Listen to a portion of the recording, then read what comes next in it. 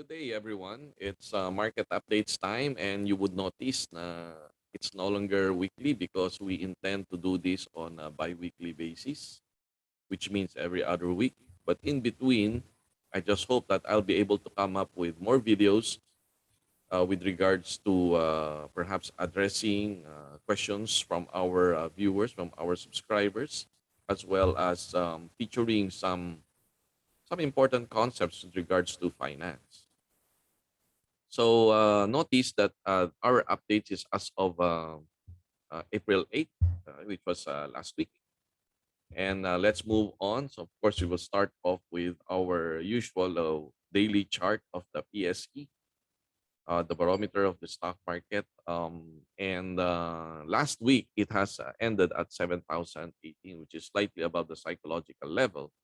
But if you're going to draw a line, which is quite exact to how it should form, a resistance connecting the upper dots, it is showing that the market is somewhat on a downtrend. Okay, as affirmed by the weak MACD that is moving below the center line. Okay, so however, below the 7,000 points, we would notice that there is a quick recovery when it reached 6,800. So more or less, we are seeing that the market is going to move somewhere that area over the next week or so. Looking at the weekly chart, though, the scenario is a little bit different because in a bigger picture, the weekly chart is actually forming what we call an ascending triangle.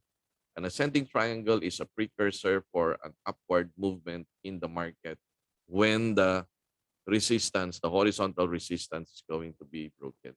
And we expect that the movement will be equivalent to the base of the triangle. Noticeably that the market is going to be upbeat, possibly over the next second half of the year, wherein we will be welcoming a new president after the May 9 elections, which is quite a cyclical matter, for Philippine market that after every elections, the market is normally upbeat based on a new mandate and a new hope. Of course, considering that the elections is done, in a peaceful and orderly way, and no other untoward incidents will happen. Otherwise, definitely we will be seeing, a downward movement in the market. Over the past week, we have seen some significant news about the jobless rate, or the unemployment rate remains to be at 6%, 6.4%. This is same as January's figures, but definitely it was lower than last year's figure of 8.8, or an improvement of about 2 million jobs.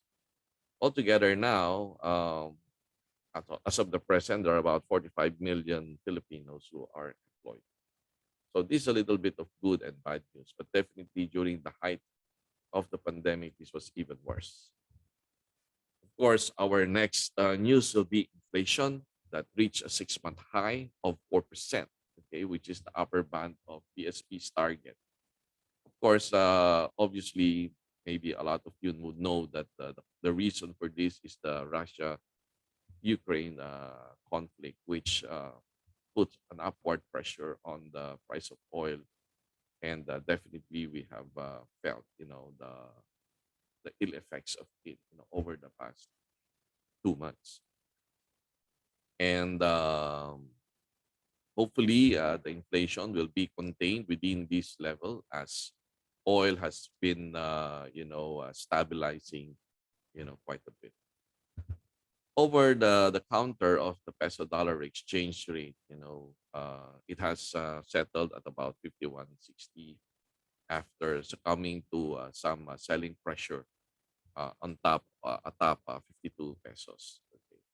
So you would notice that the peso dollar exchange rate is still moving upwards, and I believe so once it has broken the 51.50 level. Remember, I think I said that this would be the target resistance.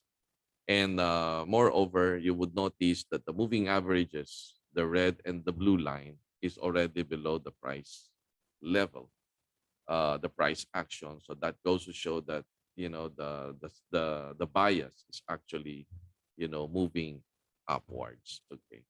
Also, that is going to be affirmed by an MACD moving above the center line. Okay. So, but then for now, I believe that the peso has a resistance somewhere about 52.60 and definitely 53, before making more significant moves beyond that. On the oil front, which is what is fueling the inflation numbers recently, as I've said, it has already stabilized, somehow below $100 per barrel, and after reaching a high of about $130 per barrel.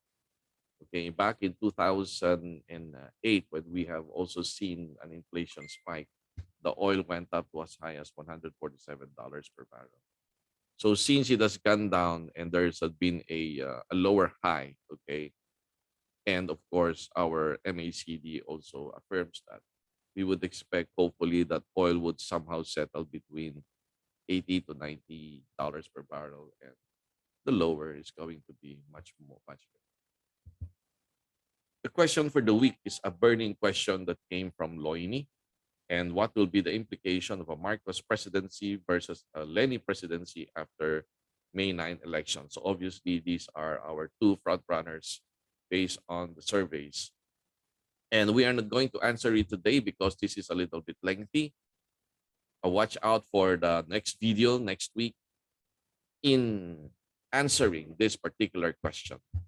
So that's all for today, and I hope you will continue to like our Facebook page. Kindly share it to your friends, the Fast Exchange, and make sure that you have your notifications open so that new posts and new videos will notify you.